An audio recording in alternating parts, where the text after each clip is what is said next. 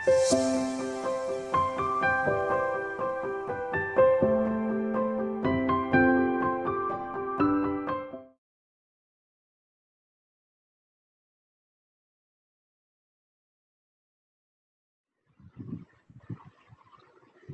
तुम नहीं जानते, ये धरती शेर भी पैदा करती है। मुल्क के सामने मुझे अपना आप नजर ही नहीं आता। मैं ही तो मुल्क हूँ, हिंदुस्तान हूँ। Women of Independent India. Hello and welcome to Rabbi Rashi Foundation.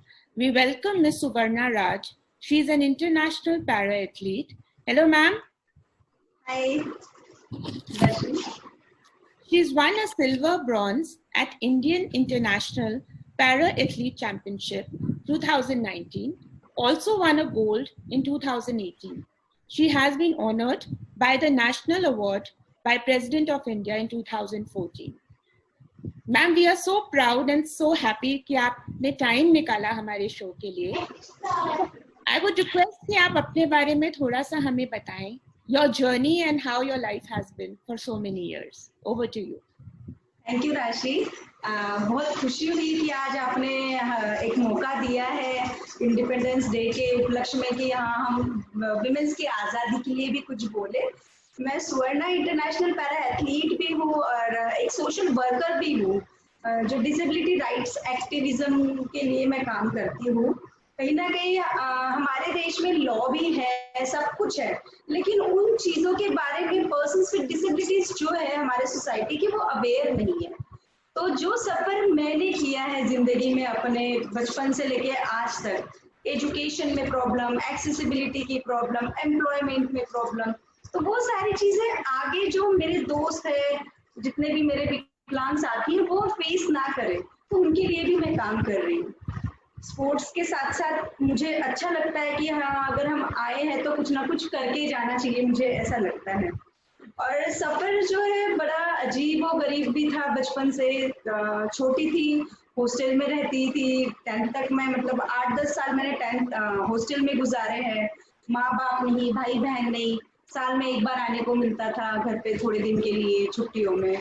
तो एक जो मेंटालिटी थी वो बिल्कुल सिकुड़ गई थी कि हाँ वो हॉस्टल ही मेरी जिंदगी है, या वही लोग मेरे दोस्त है, वही मेरे माँ बाप, भाई बहन, माता पिता है. जब एकदम बाहर की जिंदगी में एंटर किया 10th के बाद, तो सब कुछ मुश्किल होने लग गया. सोसाइटी से नजरें मिला के चलना बड़ा मुश्किल हो गया था, क्योंकि अगर हम किसी 10 साल किसी कमरे में बंद है और अचानक से आपको किसी बिल्कुल वो दुनिया के सामने आना पड़ता है तो बड़ा मुश्किल हो गया था. लेकिन सच में लक मेरा एक चीज में बहुत अच्छा है, दोस्त बहुत अच्छे मिले मुझे आज तक. कभी कोई ऐसा दोस्त नहीं मिला कि उसने मुझे कभी वो किया हो, मतलब उसने हमेशा मुझे मोरल सपोर्ट किया है. तो जितने भी एक मेरी फ्रेंड है मोना, मैं उसकी वजह से तो मैं गार्डन जाना सीखी थी. कहीं ना कहीं फिल्म देखना मैंने फर्स्ट टाइम, मतलब बहुत मेरे ख्याल से 2022 मैंने पार कर लिया था अपने एज का. उसके बाद मैंने पहली बार फिल्म देखी थी. नहीं, मुझे भी लगता था कि यस, हमारे लिए भी सिनेमा हॉल्स है, हमारे लिए भी पार्क्स है, हमारे लिए हर पब्लिक प्लेस हमारे लिए भी है. पहले क्या होता था ना, ऐसा लगता था हाय मुझे कोई देख रहा है, चलते हुए देख रहा है, व्हीलचेयर पे देख रहा है, कैसे भी. तो एक हेजिटेशन सी थी, वो हेजिटेशन निकाली है मेरे फ्रेंड्स ने मेरी कहीं ना कहीं करने के बाद. और फिर मैंने सोचा अगर मेरे फ्रेंड्स मेरे लिए इतना कर सकते तो क्यों मैं ना कर सकती सबके लिए. तो फिर ये चीज मैंने भी स्टार्ट करी कि हम एक हमारा छोटा सा ग्रुप भी था वुमेन विद डिसेबिलिटीज का. हम एक सेल्फ हेल्प ग्रुप भी चलाते थे और उस ग्रुप के थ्रू हम लोग लड़कियों को इकट्ठा करना, उनको बाहर निकालना, उनके साथ में पिकनिक्स मनाना, फिल्में जाना, ऐसे हम शुरू किया था हमने कि हाँ हर एक लड़की या हर एक लड़का जो है वो बाहर निकले. क्योंकि आज भी सोसाइटी में मैं ऑडिट्स करती हूँ, मैं एक्सेस ऑडिटर भी हूँ. एक्सेसिबल इंडिया कैंपेन के अंडर मैं ऑडिट करती हूँ. मैं जितने भी गांव शहरों में गई हूँ ऑडिट के लिए, वहाँ पे आज भी पर्सन्स, चिल्ड्रंस विद डिसेबिलिटी शिक्षा से बिल्कुल वंचित है. वो अभी भी शिक्षा नहीं ले रही. क्यों? क्योंकि सबसे बड़ी बात, घर से उनको स्कूल कौन लेके जाएगा. अगर घर से स्कूल पहुंच भी गए तो स्कूल एक्सेसिबल नहीं, वहाँ पे वॉशरूम एक्सेसिबल नहीं. फिर आपको एक नेचर्स कॉल है, आपको वॉशरूम जाना ही है. आप फिर वो बच्चा क्या होता है, सेम मी, मैं कभी स्कूल नहीं गई, हॉस्टल में रहती थी तो वही खाना रहना पीना सब कुछ वही था। लेकिन जैसे ही मैं कॉलेज लाइफ में आई, मेरे लिए सब कुछ बिल्कुल खतरनाक भी, एक तरह से खतरनाक भी बोल सकते हैं, क्योंकि इंडियन वॉशरूम्स होते थे, क्लासेस सबसे ऊपर, फर्स्ट फ्लोर सेकंड फ्लोर, लड़ाई कर करके क्लासेस को नीचे लाना पड़ता था कि नहीं भाई मैं नहीं चढ़ सकती और ये मेरा काम है, ये मेरी नीड है, पढ़ना मेरी नीड है और अधिकार भी है, तो क्लासेस आपको नीचे लानी पड़ेगी। और लिटरली मजा भी आता है लड़ने में, और अपने जब अधिकार मिल जाते हैं ना तो उसमें भी एक अलग खुशी होती है कि एटलीस्ट हम कहीं ना कहीं स्टे कर पाए हैं, मतलब स्टेबल हो पाए हैं। तो बस वही जर्नी जो है मैं स्टार्ट रखना चाहती हूँ। जब इतने सारे अवार्ड्स मिलते हैं, एक जो आपने जो नेशनल रोल मॉडल अवार्ड मिला, तो तब मेरे पापा ने मेरे लिए बहुत फील प्राउड किया। क्यों? क्योंकि पहले वो मुझे शायद इतना पसंद नहीं करते थे, उनको लगता था विकलांग है, पता नहीं शादी कैसे होगी, क्योंकि हर बाप को या माँ को एक चिंता जरूर सताती है, अगर उसकी लड़की विकलांग हो गई तो उसके घर में एक बहुत बड़ी प्रॉब्लम आ जाती है, यार इसकी पढ़ाई लिखाई नहीं कैसे करेंगे, शादी कैसे करेंगे, फिर वो कैसे करेंगे। तो आए दिन पंडित को भी दिखाते थे कि यार इसकी शादी होगी नहीं होगी। तो एक पंडित मिला भी था अच्छा सा, उसने बोला था कि सबके लिए ढूंढना पड़ेगा, इसके लिए नहीं ढूंढना पड़ेगा। सो वो हो भी गया। सो मुझे लगता है कि हमारा राइट शादी का भी है। आज भी जो वुमेन विद डिसेबिलिटीज है, खुद मैंने मेरी शादी के बाद 3 शादियां मैंने करवाई है विकलांग लड़कियों की, और पेरेंट्स बिल्कुल रेडी नहीं होते शादी के लिए कि पता नहीं कि वो लड़का सही रखेगा या नहीं रखेगा। और लड़कियों को ये होता है, हर लड़की का सपना होता है उसकी भी मतलब शादी हो, बारात आए और सब कुछ हो। सुवर्णा जी, आपने टेबल टेनिस खेलना क्यों छोड़ दिया? हाँ जी, टेबल टेनिस इसलिए छोड़ना पड़ा ना राशि की 2014 के बाद नेशनल्स होना ही बंद हो गए थे टेबल टेनिस के। 5 साल तक कोई नेशनल ही नहीं हो पाया। उसके बाद टेबल टेनिस कुछ गेम्स ऐसे है, अगर आप उसको साल में आपको एक इंटरनेशनल खेलना है तो खेलना है। अगर आपने साल में किसी भी साल का गैप हो गया आपका, तो आपकी रैंकिंग सीधा 0 हो जाती है, सीधा 0 इंटरनेशनल लेवल पे। तो हमने कई साल वेट किया, कुछ फेडरेशंस के बीच में चल रहा है, मतलब पैरा फेडरेशंस कहते हैं कि हम नहीं रन करेंगे, फिर एबल फेडरेशंस कहते हैं कि हम भी नहीं रन करेंगे, तो उसके चक्कर में वो बड़ा डिस्प्यूट होने लग गया। तो इसमें कई सारे खिलाड़ी जो है वो सफर कर गए, मतलब मोस्टली लोगों ने गेम चेंज कर दिया। क्योंकि जब आपका एक नेशनल, अब एक चीज और भी है ना, स्कॉलरशिप स्कीम शुरू हो गई है हर स्टेट की, तो आपको नेशनल मेडल भी मिलता है, तो उस व्यक्ति को, उस स्टूडेंट को, प्लेयर को एक स्कॉलरशिप मिल जाती है नेशनल मेडल पे भी। तो जब नेशनल मेडल भी नहीं आ रहा तो कहीं ना कहीं उसकी वो चीज भी खत्म हो जाती है, उसका प्रैक्टिस खत्म हो जाती है, उसकी रैंकिंग 0 हो जाती है। Not only India, in whole world level की रैंकिंग है, एशिया रैंकिंग सब 0।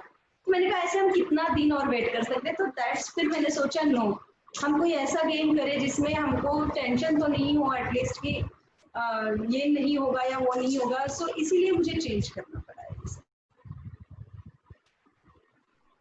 अनुभव ही हमको सिखाता है कि हमें क्या चीज करनी है आगे। सुवर्णा जी, आप पैरा फाउंडेशन के प्रोजेक्ट डायरेक्टर हो, क्या मुश्किलें आती हैं जब आप दूसरे एथलीट से बात करते हो? स्पोर्ट्स प्लेयर के लिए सबसे शुरुआती दिक्कतें घर से शुरू हो जाती है। पहली बात तो आपको घर से बाहर निकलना है तो आपको रोड और ट्रांसपोर्ट दोनों एक्सेसिबल होना चाहिए, वो है नहीं। आज भी इंडिया के दुर्दैव माना जाएगा ये कि आज भी हमारे रोड्स और ट्रांसपोर्ट्स बिल्कुल एक्सेसिबल नहीं है। लोग अगर ट्रांसपोर्ट एक्सेसिबल है कि थोड़ा बहुत कुछ, जैसे बसेस चलाई थी लो फ्लोर बसेस, लेकिन वो खुद कंडक्टर को या ड्राइवर को नहीं पता होता है कि उसका रैंप कैसे बाहर निकलेगा, कैसे व्हीलचेयर यूजर या ब्लाइंड या किसी विकलांग व्यक्ति को ऊपर चढ़ाया जाएगा, उसको कैसे एस्कॉर्ट करना है। तो कहीं ना कहीं सेंसिटाइजेशन और अवेयरनेस की भी कमी है। तो एक्सेसिबिलिटी इज मेन पार्ट। जैसे मैं बोलूंगी कि स्पोर्ट्स में बहुत दिक्कत आती है, stadiums still fully not accessible, still थोड़ा बहुत एक्सेसिबल कर दिया है उन्होंने, क्योंकि कॉमनवेल्थ गेम्स हुए थे हमारे इंडिया में, तो तब थोड़ा बहुत उन्होंने कोशिश कर लिया था, लेकिन स्टिल नॉट फुल्ली एक्सेसिबल। आज भी हमें दिक्कत होती है स्टेडियम्स में। उसके बाद सबसे बड़ी प्रॉब्लम आती है कि स्पोर्ट्स इक्विपमेंट्स जो है वो बहुत महंगे आते हैं, और इंडिया में हर प्लेयर कोई भी इक्विपमेंट अफोर्ड कर पाए वो जरूरी नहीं है। इवन जिस व्हीलचेयर पे मैं बैठी हूँ ये 3 लाख रुपीज की है, और अगर जरूरी नहीं, ये भी मुझे स्पॉन्सर हुआ है, कहीं ना कहीं मेरी अचीवमेंट्स थी, कुछ था तो मुझे किसी ने स्पॉन्सर, एम्फासिस कंपनी ने स्पॉन्सर किया। तो ऐसे हर किसी को स्पॉन्सरशिप मिल जाए ये भी जरूरी नहीं है। तो कहीं ना कहीं शुरुआत होनी बहुत जरूरी होती है। तो हमारे को दिक्कत जाती है इक्विपमेंट्स की, ग्राउंड्स की, और दूसरी बात ये ना कि विलेजेस में इतने अच्छे प्लेयर्स होते हैं लेकिन वहां पे तो ग्राउंड्स ही नहीं है। ग्राउंड्स आपको कहाँ मिलेंगे, जैसे दिल्ली हो गई, हरियाणा हो गया, चंडीगढ़, मतलब मेन सिटीज में आपको एक का दुक्का ग्राउंड्स मिलेंगे। बाकी फिर एक पैरा प्लेयर जो है वो कैसे जाए, कहाँ प्रैक्टिस करे, तो ये सारी दिक्कतें, स्पॉन्सरशिप्स। इंडिया में एक चीज और है, अगर कोई ओलंपिक मेडल ले लेता है तो उसको स्पॉन्सर करने वाले हजारों मिल जाते हैं, लेकिन अगर कोई शुरुआत करना चाहता है ना, उसको स्पॉन्सर करने वाले बहुत कम मिलते हैं। और रियली आई एम, मतलब मैं लकी हूँ कि हाँ हमारे पास कुछ प्लेयर्स ऐसे हैं, और एक कंपनी है विल्सपन करके, वो ऐसे प्लेयर्स को स्पॉन्सर करती है जो शुरुआत कर रही है। एंड ये हेड्स ऑफ दिस कंपनी की, हाँ उन्होंने कुछ सोचा, उन्होंने ये टारगेट नहीं रखा है कि हाँ हम इनको स्पॉन्सर करेंगे तो इनसे हमें ये मिलना ही चाहिए, नहीं, वो हमारी जिम्मेदारी है कि हाँ अगर वो हम लोगों को स्पॉन्सर कर रहे हैं तो हमें उनको कुछ देना है, हमें उनको एक मेडल देना है, या हमें उनको एक सम्मान प्राप्त करके देना। तो बहुत कमी है, कहीं ना कहीं चेंज करना जरूरी है सोसाइटी के माइंडसेट को, कि अगर आपको मेडल मिल जाता है तो ऑलरेडी आपके अकाउंट में करोड़ों रुपए आ जाते हैं, पहले आप उनको वो करोड़ों रुपए कमाने का मौका तो दीजिए। एक सरकारी नौकरी भी मिलनी है, कहीं ना कहीं से सब कुछ मिलना है, सेफ्टी तो हो ही जाती है। बट वही है कि हम लोग कोशिश कर रहे हैं ऐसी कंपनीज को ढूंढने की जैसे हम लोगों को मिली हुई है, कि हाँ जो शुरुआत कर रहे हैं अपनी करियर की, उनको कोई स्पॉन्सर करे। क्योंकि गांव खेड़े से कोई भी बस में बैठ के आ सकता है, लेकिन वो कितने घंटे का सफर करके आएगा, फिर वो प्रैक्टिस कैसे करेगा, और एक विकलांग की एनर्जी ही उसमें खत्म हो जाती है फिर आने और जाने में।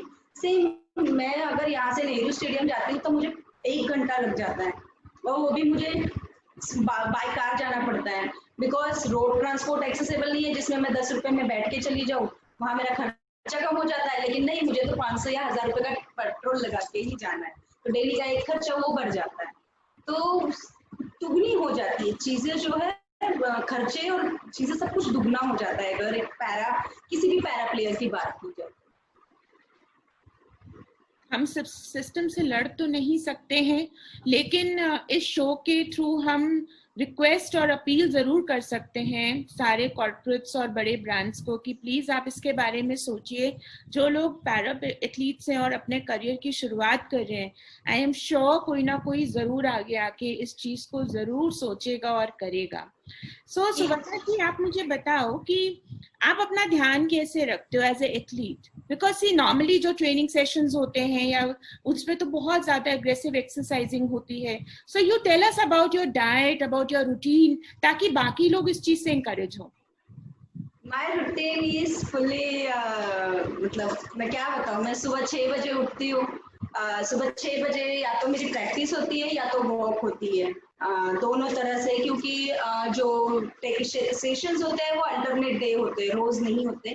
बाकी दिन छोटा मोटा एक्सरसाइज करना होता है, कुछ करना होता है। फिर मेरे घर में मेरा बेटा भी है, बेटे को भी संभालना है, तो मेरा जो रूटीन है खाने पीने का, डाइट, हमारा प्लान जो है, जो कंपनी हमें स्पॉन्सर करती है उन्होंने हमारे प्लान बनाए हुए हैं, तो वो जैसे जैसे हमें बताते हैं उस तरह से हम अपना डाइट फॉलो करते हैं, नाश्ता या जो भी हमें खाना पीना होता है सब कुछ। और सुबह प्रैक्टिस जो है वो हम लोग अपने अभी तो लॉकडाउन चल रहा है तो कन्वीनियंट के हिसाब से कर रहे हैं, विदाउट लॉकडाउन नो कन्वीनियंट, आपको इतने टाइम जाना है तो जाना है, करना है तो करना है।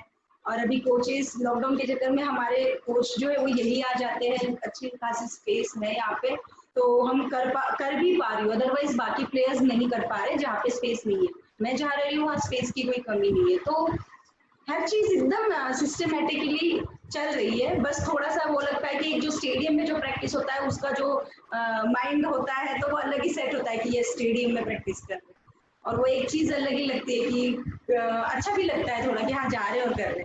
तो थोड़ा कोरोना का इंतजार कर रहे हैं कि कब ये खत्म हो और कब से हमारा दोबारा स्टेडियम जो है स्टार्ट हो जाए। हाउ डिड बाकी जो प्लेयर्स हैं उन्होंने कैसे मैनेज किया, कि क्या ऑनलाइन ट्रेनिंग सेशंस वैसे हो रहे हैं, क्या कोचेस ले रहे हैं? देखिए ऑनलाइन ट्रेनिंग सेशंस तो नहीं हो रहे, मैं आपको बताऊं, लेकिन हाँ, हर किसी का, जैसे मेरे जो ट्रेनिंग है, मेरी ट्रेनिंग फिक्स है, मुझे हर चीज को बताया गया है कि आपको आज ये वाली ट्रेनिंग करनी है, जैसे टायर थ्रो करना है या मेडिसिन बॉल करनी है या फिर बेंच करनी है, वेट ट्रेनिंग करना है, जो भी है, तो वो सारी चीजें हमारी फिक्स है। स्ट्रेचिंग करनी है एक दिन, तो वो सारी चीजें हमारी फिक्स है, तो हम लोग उस हिसाब से ही कर रहे हैं। क्योंकि और जिनके पास इक्विपमेंट्स नहीं है, लाइक मेरे पास अभी जिम की फैसिलिटीज नहीं हो पा रही है, क्योंकि जिम बंद भी है और इट्स रिस्की भी कि हम नहीं जा सकते, तो उसके लिए अपने घर में थोड़ा बहुत जुगाड़ कर रखा है, जैसे डंबल्स ला रखे हैं छोटे मोटे, और ये सब एक बेंच भी है सोसाइटी में किसी ने जुगाड़ से बनाई हुई है, तो वो चीज और हर कोई ऐसे ही कर रहा है। कल भी एक वीडियो किसी प्लेयर का आया था, उसने ईंटें लगा के रॉड में और उसने अपनी रॉड बना ली है, उससे वो प्रैक्टिस कर रहा है। तो ये सारी चीजें देखो, अगर आपको करना है ना, तो कोई ना कोई कहीं ना कहीं से सोल्यूशन निकाल ही लेता है। तो इस तरह हर कोई अपनी प्रैक्टिस नहीं छोड़ी है किसी ने, चाहे वो अपने घर में बैठ के कर रहा हो, चाहे वो कहीं पे भी कर रहा हो, बट कर जरूर रहा है। एक प्लेयर्स जो है उसके लिए वो होता है कि अगर प्रैक्टिस नहीं करेंगे तो हम कई गुना पीछे आ जाते हैं अपने परफॉर्मेंस में। That's wonderful and very encouraging. So Suvarna ji, what do you think about being a strong woman? What message you have for women of free India on this Independence Day? Over to you. मेरी नज़र में women की परिभाषा में बताऊं तो बहुत different है। हमारी सोसाइटी में मुझे लगता है सिर्फ 50% लोग ही ऐसे हैं जो औरतों को एक समान नजरिए से देखते हैं कि यस, इवन कुछ रियलिटी शोज आ रहे हैं तो मुझे बड़ा अच्छा लग रहा है। अभी एक रियलिटी शोज कोई चल रहा है, आई डोंट नो उसका नाम क्या है, पर डांस का है, उसमें एक जेठ बहू भी है डांस की जोड़ी में। तो कहीं ना कहीं ऐसी चीजें अगर शायद आए सोसाइटी के सामने कि एक जेठ बहू इंटरनेशनल नेशनल लेवल पे परफॉर्म कर रहे हैं स्टेज पे without any hesitation, without any कोई मतलब वो बोलते हैं ना कुप्रतिया नहीं है, कि एक बिल्कुल सोच जो है वो बिल्कुल शुद्ध है उनकी कि हाँ जेठ बहू के जेठ भी भाई हो सकता है, ना कि वो उसको बस बहू का कि हाँ ये छोटे भाई की है। तो वही बता रही हूँ कि अभी भी सीईओ डायरेक्टर हर इन मैरी कॉम हो गई, और मतलब हर फील्ड में कोई भी हो, एजुकेशन हो, हर फील्ड में औरत ने अपना कब्जा जमा लिया है। लेकिन कहीं ना कहीं मुझे आज भी क्यों ऐसा लगता है पता नहीं कि आज भी लड़कियां पैदा होने पर दुख मनाया जाता है, आज भी। और उसका रीजन पूछते हैं तो रीजन ये होता है कि नहीं, लड़की होने पे हमें कोई दर्द तो नहीं है, कोई दुख तो नहीं है, लेकिन हाँ वो दूसरे के घर जाती है तो उसे दुख मिलता है, इसलिए हमें बुरा लगता है। अरे भाई, तुम जो तुम्हारे घर में आ रही है उसे तुम नहीं दोगे तो तुम दूसरी लड़कियों, अपनी लड़की के लिए भी सोचोगे कि नहीं, अगर हम दूसरी को नहीं देंगे तो हमारी लड़की को क्यों दुख मिलेगा। तो कहीं ना कहीं सोच को बदलना बहुत जरूरी है। कहीं ना कहीं बहन, माँ, पत्नी और दोस्त, ये चारों में डिफरेंस समझना बहुत जरूरी है। हर किसी को अपने लेवल की रिस्पेक्ट देना बहुत जरूरी है। कहीं ना कहीं आज भी हम ऐसे देश में रह रहे हैं कि स्वतंत्र तो हो गए, लेकिन औरत जो है आज भी स्वतंत्र नहीं हुई है। क्यों सिर्फ आदमी औरत को पूछे कि तुम कहाँ जा रही हो, तुम क्या कर रही हो, क्यों औरत आदमी को ये ना पूछे कि हाँ आप कहाँ जा रहे हो, क्यों जा रहे हो। क्योंकि देखो, हक तो दोनों का बनता है, एक हस्बैंड वाइफ हो या भाई बहन हो या कोई भी हो। एक बाप भी बेटी से पूछ सकता है कि बेटी तुम कहाँ जा रही हो, लेकिन मुझे लगता है एक हक हमारा भी बनता है, चाहे वो बेटी के नाते हो, पत्नी के नाते हो, बहन के नाते हो या माँ के नाते हो, क्या कहाँ जाते। तो ये छोटे छोटे एग्जाम्पल है, लेकिन सोच दिखने में छोटे, बोलने में या दिखने में छोटे होंगे, लेकिन सोचने में ये बहुत बड़ी चीज है कि कहीं ना कहीं प्लीज। और मुझे लगता है कि हमारे देश की औरतों में भी कुछ, सॉरी टू से, बट कमी है। घर में ही शिक्षा ये दी जाती है कि आप डोली में बैठ के जा रहे हो, वहां से आपकी अर्थी ही जाएगी, बट ये है कि अगर आपको वहां दुख हो रहा है तो आप हमें आके नहीं बोलोगी या हमने तो आपकी डोली उठा दी है, बस हमारा यहाँ पे कर्तव्य खत्म हो रहा है। अरे तुमको डाइवोर्सी बेटी अच्छी लगती है या मरी हुई बेटी अच्छी लगती है। आज भी लोग बोलते हैं कि नहीं मरी हुई ठीक है, डाइवोर्सी नहीं है। क्यों? तो लोग क्या कहेंगे, लोग क्या कहेंगे। इस चीज को छोड़ो यार। कोई तो आपके घर में खाना नहीं देने आता आपकी लड़की को, आपको ही देना है। या आज तो लड़कियों ने भी इतना कुछ कर दिखाया है कि आप लड़कियां मोस्टली माँ बाप को कोस रही है। लड़के तो फिर भी कम पोस रहे हैं। कहीं ना कहीं बहुत सारे डिफरेंट, मैं ये नहीं कहती, कहीं कहीं लड़के भी बहुत अच्छे हैं, कहीं ना कहीं बहुत अच्छी मतलब हर तरह के लोग हैं। बट जितना मैंने देखा है, मैं यूपी, बिहार, मध्य प्रदेश, जितनी जगहों पे मैं घूमी हूँ ऑडिट्स के काम से, मैं हर जगह हर तरह की मेंटेलिटी देख चुकी हूँ औरतों के लिए। मैं राजस्थान गई थी, लिटरली मैं रोई थी राजस्थान में, क्योंकि राजस्थान के मैं एक ऐसे शहर में गई थी जो बिल्कुल राजस्थान का एक अंग है, जैसलमेर। वहां पे इतनी सी लड़कियां वो मेरे पास आती, मैम हमें कढ़ाई सिखाओ, 10 12 13 साल की, मैम इसमें पेंटिंग सिखाओ, इसमें ये सिखाओ।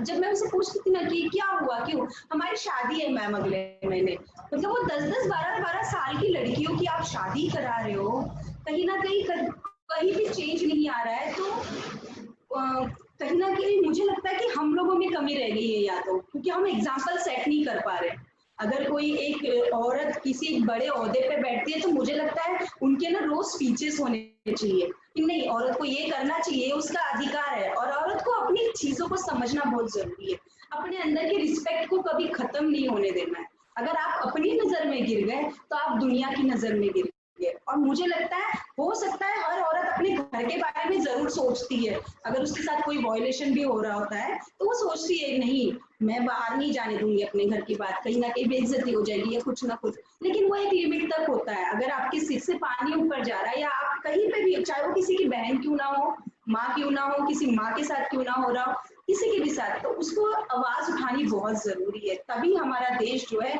आगे बढ़ेगा। क्योंकि एजुकेशन में आज भी इस वजह से लड़कियां बहुत कम है, आज भी एजुकेशन इसी चक्कर में नहीं ले पाती है, कोई भी नहीं ले पाती।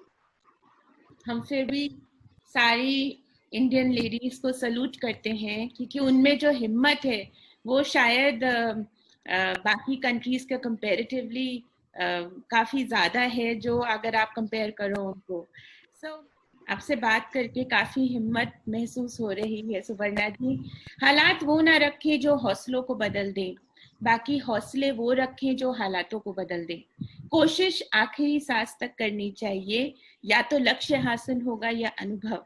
आज हमने आपके इस डिस्कशन से ये सीखा है। थैंक यू सो मच कि आप आए, आपने हमें इतनी अच्छी बातें बताई अपनी। आई एम श्योर जो बाकी हमारे फाउंडेशन के लोग हैं जिनके बच्चों को अभी जरूरत है या गाइडेंस है, या who want to become para athletes, I am sure कि वो हमें लिखेंगे आपसे और बात करने के लिए, and we will surely pass on the emails to you. Thank you so much. Yes. Thank you, Rashi. And